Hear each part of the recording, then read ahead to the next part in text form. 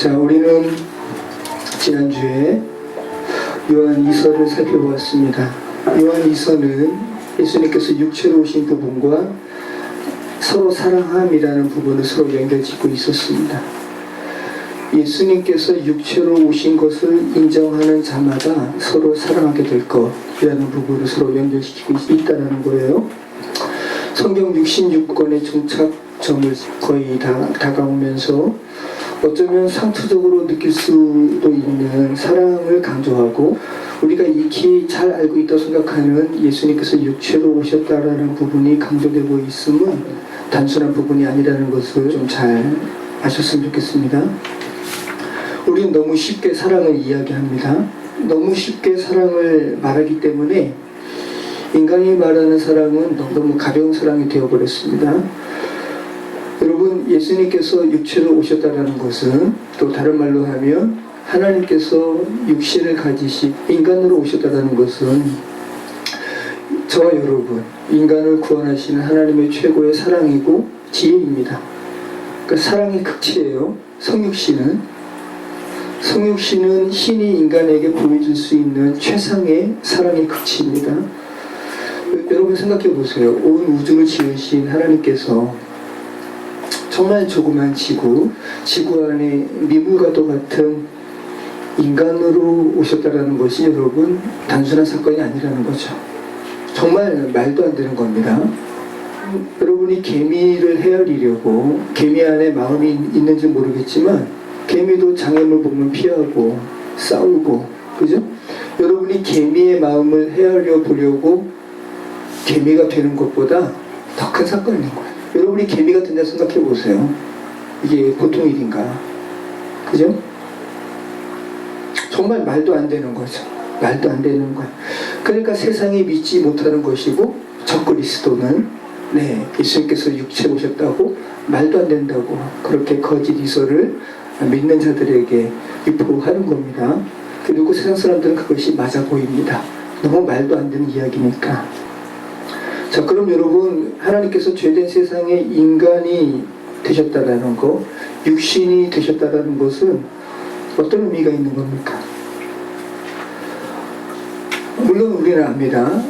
속죄 사역을 온전히 이루시기 위한 것이라는 거.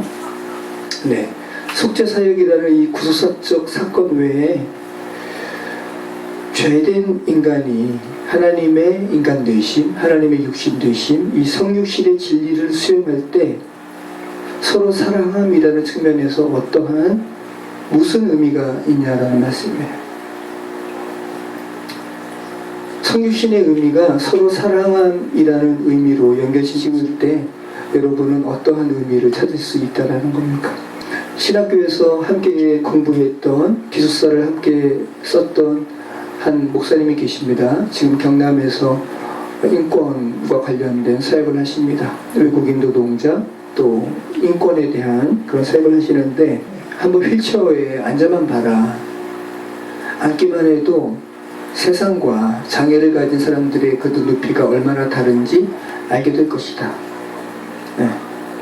여러분, 우리는 지금 우리의 눈높이는 지금 세상이 맞춰져 있기 때문에 장애인들의 눈높이를 이렇게 낮아져 버리면 세상이 얼마나 그들에게 큰, 정말 세상 일반인들에게는 편할지 몰라도 장애우들에게는 정말 큰 장애물로 가득 차 있음을 우리는 알게 된다는 것이죠. 저는 네이버가 메인이 아니라 다음이 메인이에요. 그래서 다음이 너무 익숙해서 가끔 다음 포털에 접속하면 어떤 기자의 기획 기사를 제가 몇 번 봤는데, 젊은 기자예요. 근데 이 기자가 직접 자기가 체험을 해요. 사회적인 문제에 대해서. 지난번에는 장애를 가진 사람이 어떤 삶을 사는지 직접 체험해 보려고 직접 도시를 다녀봅니다. 그러면서 정상인의 눈높이에 맞춰진 도시의 여러 가지 시설들이 얼마나 장애를 가진 분들에게 큰 장벽으로 다가오는지 경험을 합니다. 웬 턱이 그렇게 많은지, 웬 계단이 그렇게 많은지. 장애를 가진 사람의 입장이 되어보니까 정상인이었을 때는 생각지도 않았던 여러 가지 어려움들이 맞닥뜨리게 되었다는 거죠. 그 기자가 얼마 전에는 이제 또 하나의 기획 기사를 썼는데 본인이 직접 경험한 것을 쓴 거예요. 직접 노인이 되어보기로 했습니다. 이제 100세 시대 노인의 인구가 점점 많아지니까 노인이 직접 되면 어떠한 느낌일까. 그래서 제대로 노인처럼 보이려면 특수분장을 해야 되니까 수십만 원이 드는 거예요. 그래서 그냥 지금 그래도 뭐 젊은 기자니까 돈이 없으니까 15만 원 정도를 들여서 분장을 했습니다. 지팡이도 사고요. 그리고 외모만 노인이 되면 좀 어색하니까 실제로 노인처럼 꾸부정하게 자연스럽게 보이기 위해서 노인들도 배낭 메고 다니잖아요. 배낭에다가 무거운 거를 이렇게 넣어서 실제로 이렇게 어쩔 수 없이 물리적으로 꾸부정하게 다닐 수밖에 없도록 배낭도 그렇게 무거운 걸 넣고 다리에도 모래주머니 같이 무거운 거를 착용해가지고 천근만근 되는 그러한 자기 몸을 가누기도 어려운 그런 노인을 직접 경험하게 된 거예요.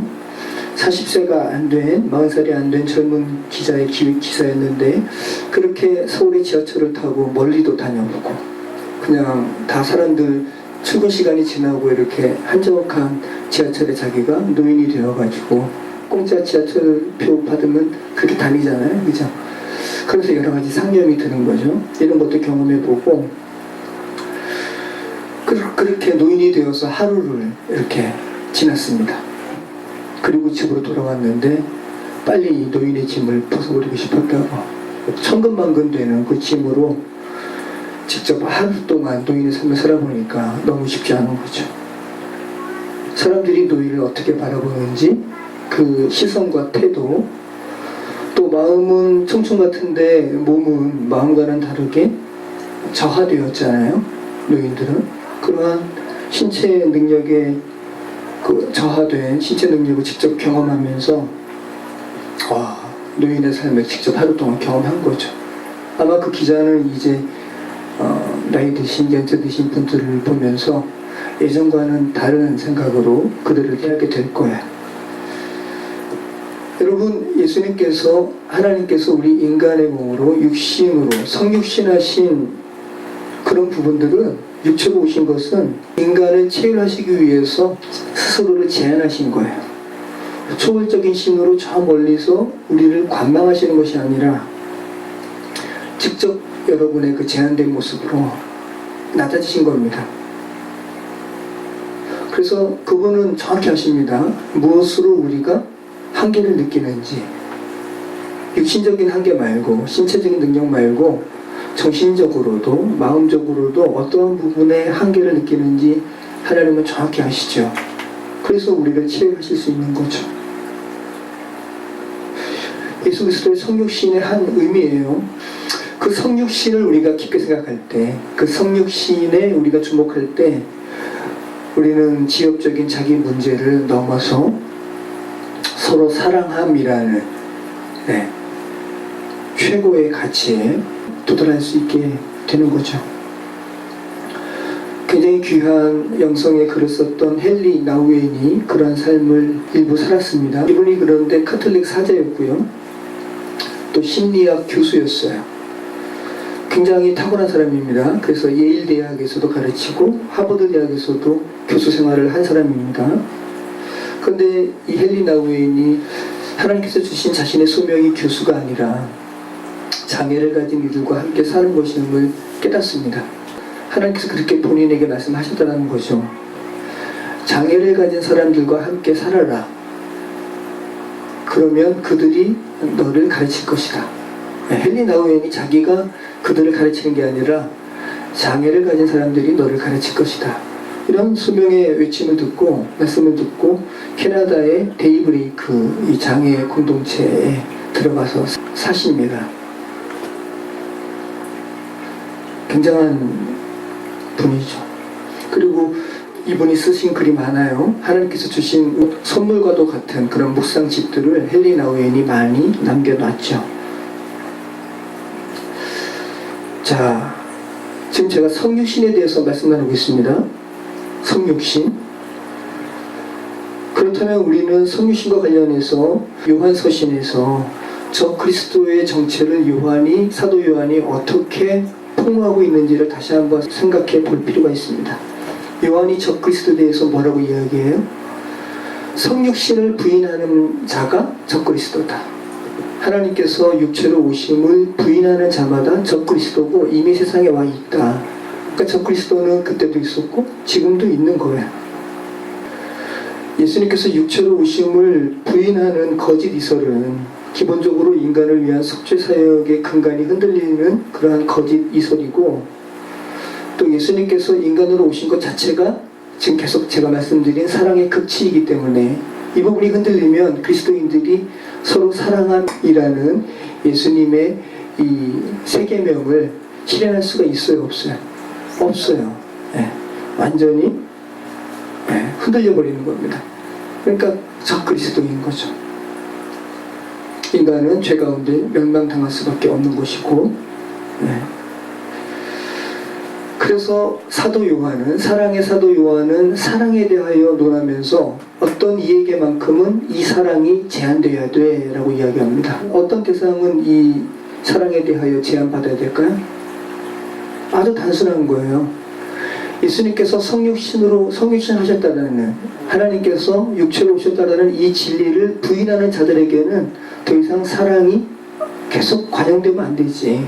이들이 너희 집에 노크를 해? 당시에 여인숙은 지적을 하기 때문에 일반 가정집에 순회 전도자들이 노크하면서 들어왔단 말이죠. 야, 이들이 노크를 해? 너희 그들 받아들이면 안 되지. 사랑의 제한을 이야기하고 있다는 거죠. 너무나 당연한 거죠. 이들의 이설을 받아들이게 되면 하나님께서 육신이 되셔서 그들의 구원이 흔들려지게 되니까. 요한 이서에서는 예수님께서 육신을 입고 오셨다는 복음의 핵심을 부정하는 자들에게는 사랑으로 받아들이지 말 것을 이야기하고, 또 오늘 본문에서는 온전한 복음, 사랑의 이 복음, 성육신의 복음을 전하는 순회 전도자들을 영접하지 않는 이 배우들의 이 않는 이도 사랑으로 대하면 안 된다라고 사랑의 사도 요한이 아주 강하게 이야기하고 있음을 우리는 알게 됩니다. 당연한 거죠, 여러분. 복음의 진리를 위협하는 경우에는 어떠한 경우에도 사랑이 적용되지 않는다. 사랑의 사도 요한이 사랑을 이야기하면서 또 한편에서는 사랑의 제한을 이야기하고 있다는 거, 굉장히 중요한 부분입니다. 자, 우리는 요한서신을 통해서 초대교회 그리스도인들의 생활 방식을, 또 전도 방식을 약간은 상상할 수 있는데, 아까 드린 말씀처럼 당시의 여관이나 여인숙은 그 수가 많지도 않았고 또 청결하지도 않았기 때문에 대다수 순회 전도자들은 일반인들, 또 기독교인들의 가정집을 노크하고 또 그 안에서 유숙을 했습니다. 그리고 손님을 환대하고 손님을 대접하는 것은 중동 국가의 전통이기도 하죠. 이번 이스라엘 갔을 때 그래서 베두인 텐트에도 제가 갔는데 가면 차도 주고 그렇습니다. 자, 예수님도 복음을 증거하게 하실 때, 자기 제자들로 하여금 복음을 증거하게 하실 때 들씩 짝지어서 복음을 전하게 하셨습니다. 그러니까 지금 사이비 이단도 똑같이 따라하는 거야. 들씩 다니죠. 그러니까 비슷한 거예요, 그죠? 비슷한데 핵심은 다르죠. 그래서 바울의 서신이나 요한의 서신에 그 같은 손님을 대접하는 이야기가 많은 것은 그런 과정 가운데 복음이 전달됐기 때문입니다. 그리고 지난주에 살펴본 요한 2서 말씀처럼 거짓 교사들도 그렇게 오염된 지식을 그런 상황 가운데 그리스도인 가정에게 퍼뜨렸기 때문에 사도 요한이 단호하게 그들을 맞아들이지 말라라고 그렇게 권면하고 있는 거죠. 자, 오늘 본문의 말씀은 요한 2서를 쓰고 난 후 또 얼마 지나지 않아서, 그래서 90년대 역시 중반에 요한의 서신을 가지고 방문한 순회 전도자들을 환대한 가이오에게 보내는 편지입니다. 그런데 이 가이오에게 보내는 편지 가운데 3명이 언급되는데 이 복음 전도자들을 환대하지 않고 막대한 디오드레베를 언급하면서 이에 대해서는 책망하고요. 또 이 가이오에게 보내는 이 편지를 아마 전달한 것으로 추측되는 데메드리오에 대해서 언급하는 서신이 요한 3서입니다. 자, 우리가 그래서 결국은 요한 3서 말씀을 통해서 우리는 한 가지를 알게 되는데, 지금 아주 명확하잖아요. 하나님의 복음에 대해서 선하게 반응한 자 아니면 악하게 반응한 자에 대한 분명한 구분을 하고 있거든요. 그러니까 계속 지금 성경이 말하는 바와 똑같습니다. 결국 사람은 하나님 앞 진리 가운데 있는지 아니면 진리 밖에 있는지로 구별되는 그런 상황 가운데 있다는 겁니다. 예수님께서도 사장마당을 통해서 이렇게 구분하는 모습에 대해서 이야기하고, 양과 염소를 구분하는 그런 심판에 대해서 이야기하고요. 결국은 진리 가운데 우리는 구별되는 거예요. 하나님께서는 진리로 구별하십니다. 그 분리하시는 겁니다. 계속 성경은 그 말씀이고, 오늘 요한 서신의 마지막 요한 3서도 그 말씀이라는 거죠. 결국 인간은 그리스도의 진리 앞에서 그가 어떻게 어떠한 태도로 반응했는가로 그 자신이 책임져야 하는 존재임을 사도 요한이 쓴 요한 3서는 말씀하고 있습니다. 구절은 굉장히 간단합니다. 1절로 8절은 가이오에 대해서 칭찬하고요. 9절로 11절은 디오드레베에 대해서 책망하고, 또 12절은 데메드리오에 대하여 또 신실한 사람임을 칭찬하고요. 또 13절로 15절은 가이오를 만나게 될 것에 대한 소망을 사도 요한이 피력하고 있습니다. 자, 요한 3서 1장 1절 같이 읽겠습니다. 장로인 나는 사랑하는 가이오 곧 내가 참으로 사랑하는 자에게 편지하노라. 이 가이오라는 이름은 기쁘게 하다, 또 나는 기쁘다라는 의미가 있습니다. 초대교회의 로마 제국에 굉장히 흔한 이름이었어요. 그래서 가이오가 누군지에 대해서는 더 이상 말하고 있지 않기 때문에 이 요한서신에 나오는 가이오가 누군지는 자세히 알 수 없습니다. 그런 신약성서에 굉장히 흔한 이름이기 때문에 가이오라는 이름이 3명 더 있죠. 마케도니아 사람 가이오, 더베 사람 가이오, 또 고린도 사람 가이오가 있습니다. 그래서 이 더베 사람 가이오는 사도 바울을 따라서 소아시아 지역까지 따라가거든요. 근데 지금 마침 요한서신에 나오는 이 가이오가 에베소를 포함한 소아시아 지역의 교회 사람이기 때문에 이가 그 가이오가 될 수도 있겠지만, 이거는 좀 너무 억지스러운 추측이고, 아무튼 여러분이 당시의 로마 제국 시대에 흔한 이름 가운데 하나였다라는 거, 가이오, 그렇게 이해하시면 좋을 것 같습니다.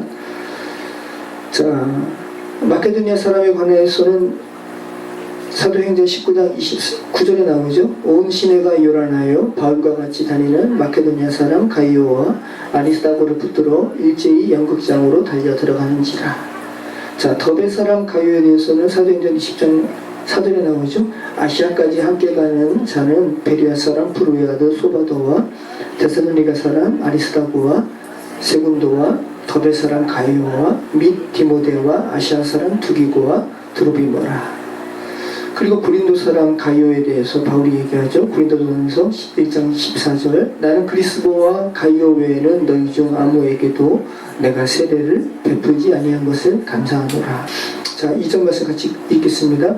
사랑하는 자여 내 영혼이 잘된 같이 내가 범사에 잘되고 강건하기를 내가 간구하노라.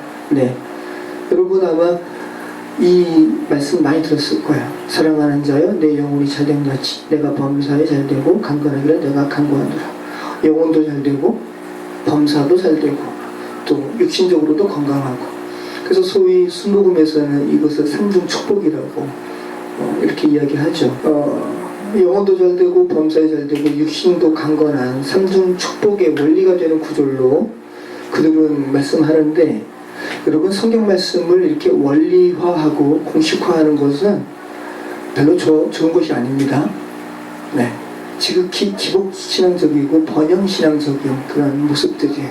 무슨 공식처럼 그런 유의 말씀들이 많아요. 무슨 법칙, 신앙을 이야기하면서 무슨 산수처럼 어떻게 하면 이렇게 된다, 법칙을 이야기하는데 굉장히 기복적인 신앙이고 사람들을 별로 건전하지 못한 방향으로 붙드는 그러한 표현들이죠. 여러분, 사랑하는 자여 내 영혼이 잘됨 같이 내가 범사에 잘되고 강건하기를 내가 강구한다. 이것을 원리적으로 이렇게 공식화해서 말한다면, 그러면 그리스도인들 중에 병든 사람은 그러면 상종 축복이 제공되지 않는 거네요. 그리스도인들 중에 아픈 사람이 있어요, 없어요? 있잖아요. 그리스도인들 중에 세상 일이 잘 안 되는 경우도 있잖아요. 또 그런 가운데 하나님께서는 그를 더 가르쳐 주시는 부분도 있고, 그죠? 네. 뭐 기복적으로 다 잘 돼요? 다 나아요? 아니에요. 그러니까 그렇게 원리적으로 공식적으로 말하는 것은 너무 지나치게 나간 겁니다. 그래서 지금 사랑하는 자여 내 영혼이 잘됨 같이 내가 범사에 잘되고 강건하기를 내가 강구하노라. 가이오가 그리스도의 진리 안에 있잖아요. 그래서 복음 증거자들을 영접하고 선대했다고요. 그래서 지금 가이오에게 축복하는 정도의 메시지로 이름을 기억해야지, 이해해야지, 무슨 축복의 원리처럼 그렇게 이해하시는 것은 오류다라는 겁니다.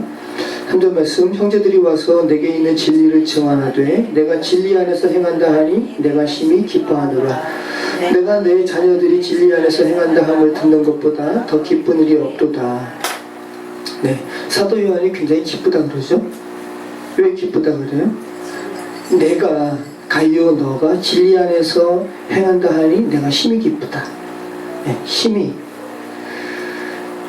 자, 사도 요한이 가지는 이 기쁨은 그 상투적인 기쁨이 아니었어요.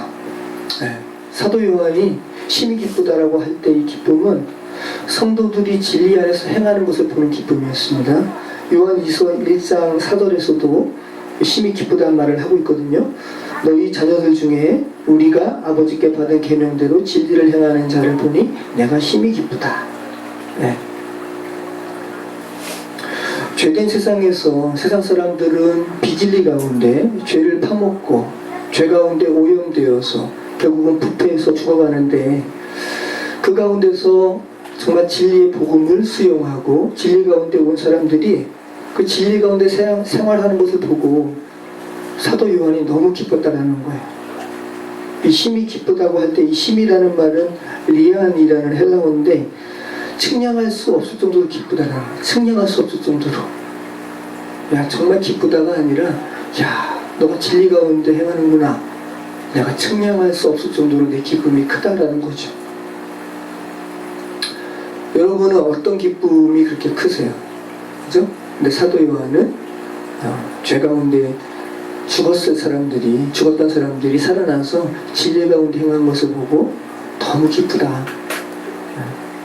자, 5절 말씀, 사랑하는 자여 내가 무엇이든지 형제 곧 나그네 된 자들에게 행하는 것은 신실한 일이니 그들이 교회 앞에서 너희 사랑을 증언하였느니라.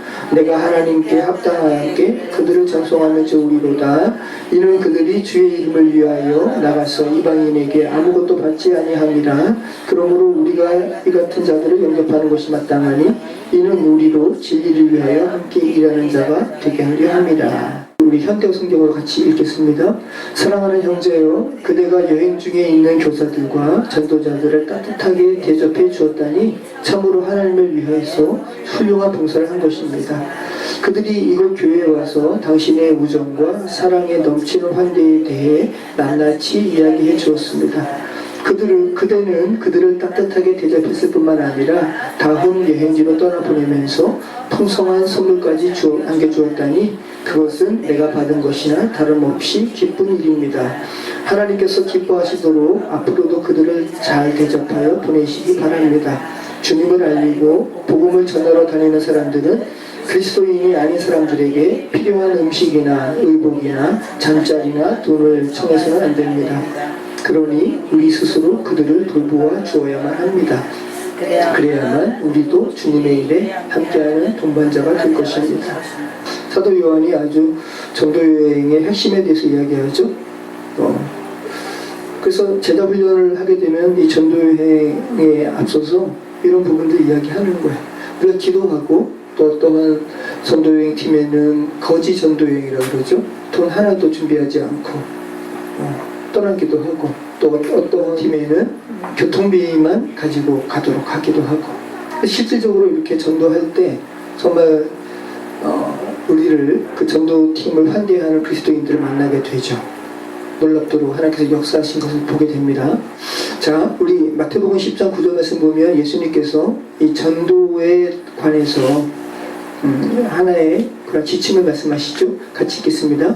너희 전대에 금이나 은이나 동을 가지지 말고 여행을 위하여 배낭이나 두버릇이나 신이나 지팡이를 가지지 말라.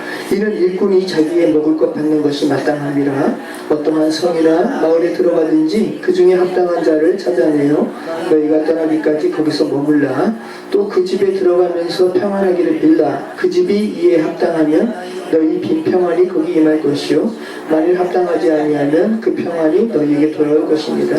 누구든지 너희를 영접하지도 아니하고 너희 말을 듣지도 아니하거든 그 집이나 성에서 나가 너희 발에 먼지를 떨어버리라. 그래, 너희가 복음 전도자로서 보냄을 받았는데 야, 너희를 영접하지 아니하네. 아이고, 그러면 그들은 자기 복 자기가 밟고 산 거지. 그래, 그러면 나와라. 그리고 너희 발에 먼지조차도 떨어버려라 라고 이야기하죠. 여행을 위하여 배낭이나 두버론이나 신이나 지팡이를 가지지 말라. 그럴 필요 없다. 너희의 정체성이 복음을 위한 삶이니 그러면 그 삶을 위한 공급하는 것도 하나님이시다. 너희는 군대로 부름받았으니까. 군사가 자기 먹을 거 자기가 준비하는 거 아니다 라고 이야기하는 거죠.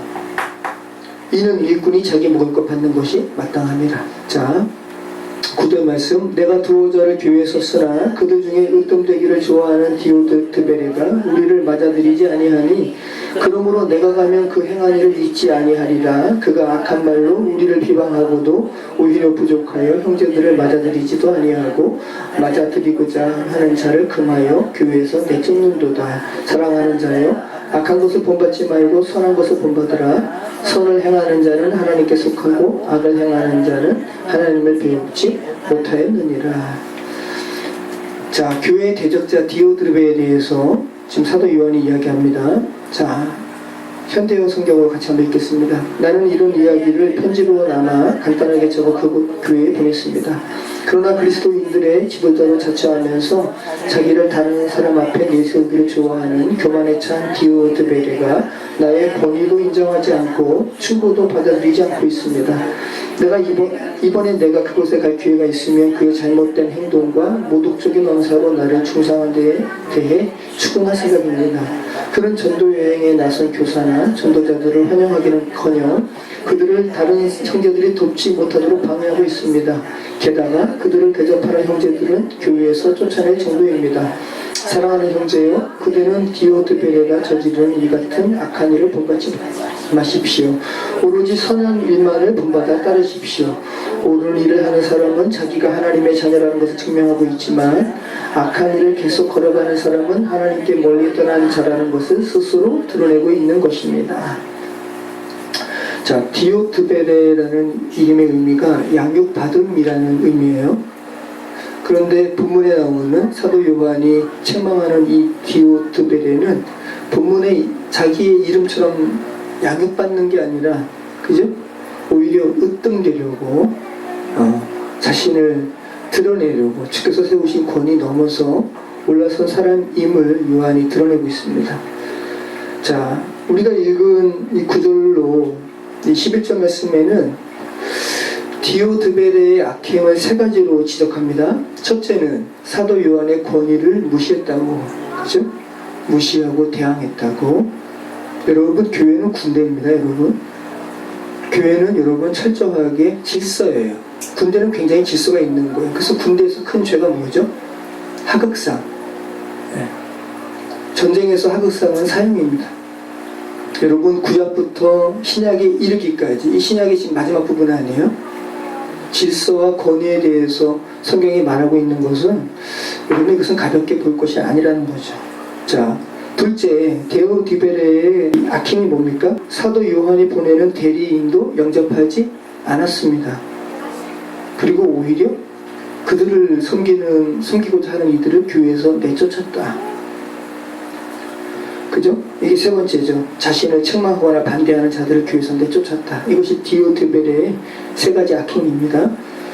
자, 한마디로 9절부터는 요한이 교회의 질서를 해치는 자에 대하여 책망하고 권징할 것에 대해서 말하고 있음을 눈여겨볼 필요가 있다는 거죠. 성경은 창세기부터 요한계시록까지 혼란이 아닌 질서에 대해서 이야기합니다. 성경 66권의 막바지에 들어가면서 다시금 교회의 질서에 관한 부분이 이 정경에 포함되어 있다는 것은 서로 사랑함이라는 그 교회의 성숙함과 더불어 교회의 질서에 대해서 지금 성령께서 성경을 통해서 성경을 읽는 자들에게 지금 다시 한번 각인시키고 있는 거죠. 여러분, 주님께서 허락하신 권위를 무시하고 자신을 드러내려고 하는 것은 죄된 인간의 오랜 속성이에요. 여러분, 구약 성경에서부터 성경은 이 부분에 대해서 계속해서 말합니다. 계속해서 말하고 있다는 것은 이 부분을 계속해서 다룬받지 않으면 인간은 이 부분에 대한 취약성을 계속 드러낸다는 거죠. 여러분, 한번 기회가 되시면 진 에드워드가 쓴 새 왕 이야기라는 책을 한번 읽어보세요. 권위에 대해서 여러분이 많은 것을 생각하게 될 거예요. 진 에드워드가 쓴 새 왕 이야기는 세 명의 왕의 이야기예요. 사울부터 다윗, 그리고 다윗의 아들 압살롬에 이르기까지 겉으로 보기에는 왕의 이야기입니다. 왕의 이야기를 배경으로 한 이스라엘 역사를 다루고 있는데, 이 글에서 진 에드워드가 아주 깊은 통찰을 하죠. 하나님께서 다윗을 왕으로 세우셨잖아요. 기름 부으시고. 그런데 악한 왕 사울이 그 권위를, 하나님께서 세우신 그 리더십을 인정하지 않는 거죠. 그리고 오히려 다윗을 죽이려고 군사도 보내고 괴롭힙니다. 한두 번도 아니고요. 그런 가운데 뭐 여러 가지 이야기들은 다 빼고요. 다윗 바로 앞에서 사울이 용변 보고 있는 모습도 있고요. 또 때로는 잠도 잡니다. 그래서 이 다윗의 부하들은 다윗이요, 이 절호의 기회를 그냥 보내실 겁니까? 당신의 원수 사울이 지금 저러고 있지 않습니까? 처단하십시오. 네. 이런 상황에서 여러분, 다윗은 감정적으로도 사울 죽일 수 있고요. 그리고 명분도 있어요. 명분도 있다고요. 부하들이 인정할 만큼, 세상 사람들이 인정할 만큼 다윗이 사울을 처단할 만한 명분도 있다고요. 그런데 다윗이 사울을 해하지 않아요. 이유는 단 하나입니다. 하나님께서 세우신 질서를 인정했기 때문에. 네. 감정적으로 또 명분으로도 사울을 죽일 수 있지만 다윗은 자신의 잣대로 옳고 그름 판단하지 않고요. 하나님께서 세우신 질서에 내가 지금 사울을 해야 하는 것이 합당한가? 그거 여쭙니다, 여러분. 그리고 끊임없이 고뇌합니다. 그래서 이 세왕 이야기에서는 세 명의 왕, 사울 왕, 다윗 왕, 그리고 다윗을 침탈하고 잠시 동안 자기가 왕이라고 스스로 내세웠던 압살롬이라는 세 명의 왕에 대해서 언급하지만 한 명의 왕을 더 언급해요. 누구예요? 그 세 왕 이야기를 읽는 여러분. 여러분은 하나님의 권위에 대해서 인정하는가? 그러니까 네 명의 왕에 대한 이야기를 하고 있는 것이 진 에드워드가 쓴 세 왕 이야기예요. 거기에 대해서 세 왕 이야기를 읽는 이들, 또 다윗은 세상의 질서를 사용하셔서 권위에 대해서 가르치는 하나님에 대해서 배우는 거예요. 자, 12절 말씀. 데메드리오는 무사람에게도 진리에게도 증거를 받았으며 우리도 증언하노니 너는 우리의 증언이 참된 줄을 아느니라. 내가 내게 쓸 것이 많으나 먹과 붓으로 쓰기를 원하지 아니하고 속히 보기를 바라노니 또한 우리가 대면하여 말하리라. 평강이 내게 있을지어다. 여러 친구가 내게 문안하느니라. 너는 친구들의 이름을 들어 문안하라. 네. 자, 이어서 데메드리오에 대해서 언급합니다. 아마 이 편지를 가지고, 요한이 쓴 편지를 가지고 가이오에게 전달하는 그런 당사자인 것 같습니다. 자, 데메드리오라는 이름은 백성의 어머니라는 뜻이에요. 네. 자, 사도 요한이 데메드리오를 추천하면서 세 가지 증거를 내세우고 있습니다. 네. 데메드리오가 그만큼 진리 안에 올바로 선 사람이라는 거죠. 첫 번째는 데메드리오가 무사람에게 증거를 받았다. 자, 그리고 진리에게서 증거를 받았다. 그리고 요한과 요한 공동체의 사람이 그가 진리 안에 있는 사람임을 증거한다 라고 세 가지를 이야기합니다. 세 가지를 이야기하는 것은 확증하는 거예요. 그죠? 그리고 가이오를 직접 불꽃을 언급한 후에 평강을 말하면서 편지를 마무리하고 있습니다. 14절에 속히라는 말이 있죠. 내가 속히 보기를 바라노니, 네, 유데우스라는 말입니다. 즉시 당장에. 그래서 이 가이오 입장에서는 편지를 받고 하루 이틀이 지나면 요한이 나를 보러 오겠구나 라는 생각을 하게 하는 그러한 의미입니다. 유데우스. 그러니까 지금 이 부분은 여러분 사랑에 대해서 이야기하는 것이 아니라 권징에 대한 부분입니다. 자, 그러면서 연이어서 요한이 말합니다. 교회 안에 평강이 있어야 함을 요한이 잘 알았습니다. 에이레네라는 말입니다. 전쟁이 없는 상태, 그리고 하나가 된 고요함, 안식이라는 의미가 있습니다. 그래서 에이레네라는 말 자체에 질서가 회복된 상태임을 우리는 알 수가 있죠.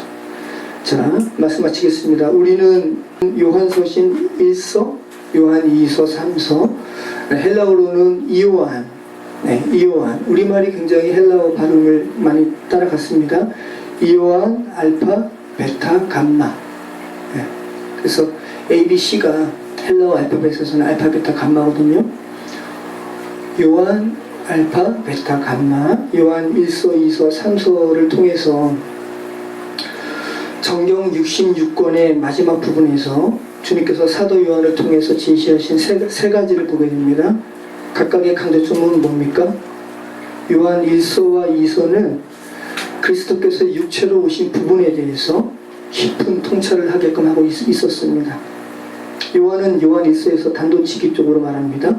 예수님께서 육체로 오신 하나님이라는 사실을 부인하는 것이 우상이다. 우상을 섬기는 것이다.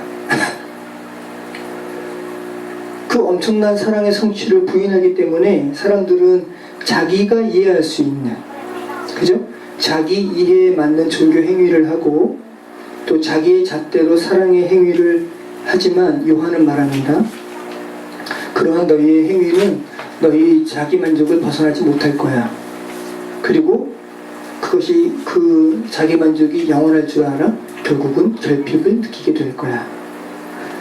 왜? 우상 숭배이기 때문에 라고 이야기하고 있는 거죠. 성육신의 진리는 하나님의 사랑이 사람의 삶에도 구체화되는 핵심을 말합니다. 그리고 이 진리가 수용될 때 예수님은 그 사람의 삶에도 성육신의 진리를 살아내십니다. 네. 그 진리가 무사람의 심령 가운데 수용되면 하나님께서 그 안에 성육신의 진리를 살아내십니다. 그래서 작은 예수라 그러는 거 아니에요. 예수님께서 내 안에, 내가 예수님 안에 사는 삶이 현실화되면 그 삶이 바로 그런 삶인 것입니다. 요한 2서에서 요한은 그리스도의 교훈을 지나치지 말 것을 말합니다. 우리 지난 요한 2서 말씀 보면 너희는 그리스도 교훈을 넘어서지 말아라. 지나치지 말아라. 그러니까 주님께서 우리에게 그리스도 교훈에 거할 것을 어떤 바운더리를 주셨다는 거죠. 그게 감사한 거예요. 바운더리가 없으면 우리는 막 행할 것이기 때문에. 요한 3서는 오늘 우리가 읽은 말씀입니다. 그러한 바운더리를 지킬 때 사람은 사랑과 진리 가운데 행할 수 있음을 말씀하고 있고, 그렇게 할 때 우리는 디오드베레가 아니라 가이오와 같은 삶을 살 수 있음을 성경이 말하고 있습니다. 여러분, 진리 안에 있는 삶은 결코 모호한 삶이 아닙니다. 그리고 자기 마음대로 사는 삶이 아닙니다. 네. 사랑의 사도 요한이 정경의 마지막 부분의 세계 서신을 통해서 그 어떠한 성경의 메시지보다도 진리와 비진리에 대해서 분명히 이야기하고 또 경계하고 있음을 저와 여러분은 무게 있게 받아들이시고 또 진리 안에 거해야 될 것입니다. 함께 기도하겠습니다. 참 좋으신 하나님 감사합니다. 사도 요한, 사랑의 사도 요한이라고 하지만 정말 얼마나 그 안에 사랑과 더불어 엄중한 경계에 대한 말씀이 있음을 저희가 고백합니다. 하나님 아버지, 하나님께서 인간의 몸으로 오신 성육신의 진리가 어떤 것인지, 또 권위에 대하여 순종하는 것이 어떤 것인지, 하나님, 주님께서 우리에게 이 여러 가지를 통해서 다루시고 또 다스리는 것이 무엇인지, 우리가 성장하게 되기를 원하는 것이 무엇인지 저희가 알기를 원합니다. 주님 말씀하실 때 순종할 수 있도록 도와주시고 또 성숙한 우리의 인생 되게 하여 주시옵소서. 예수님의 이름으로 기도합니다. 아멘.